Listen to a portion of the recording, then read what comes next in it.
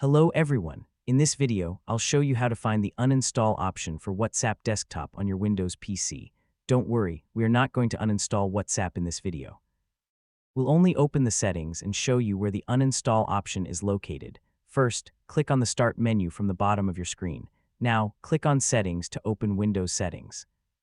When Settings opens, look at the left side and click on Apps. Next, select Installed Apps. Here, you'll see a list of applications installed on your computer. To find WhatsApp quickly, click inside the search box at the top and type WhatsApp.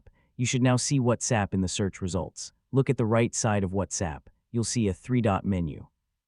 Click on the three dots to open the available options. Here, you can see the Uninstall option. This is the option Windows provides for removing WhatsApp desktop from your computer. But in this tutorial, we are not going to click Uninstall. We are only showing you where the option is, so you know how to find it later. If you actually want to remove WhatsApp from your PC, you can click Uninstall and then follow the confirmation steps.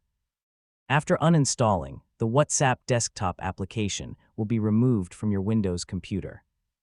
If you change your mind later and want to use WhatsApp desktop again, you can install it again from the Microsoft Store.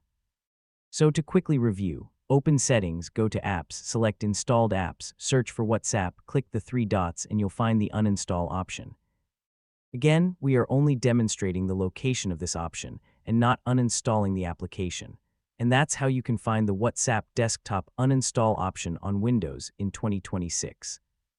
Thanks for watching. Don't forget to like, subscribe, and follow for more helpful tutorials.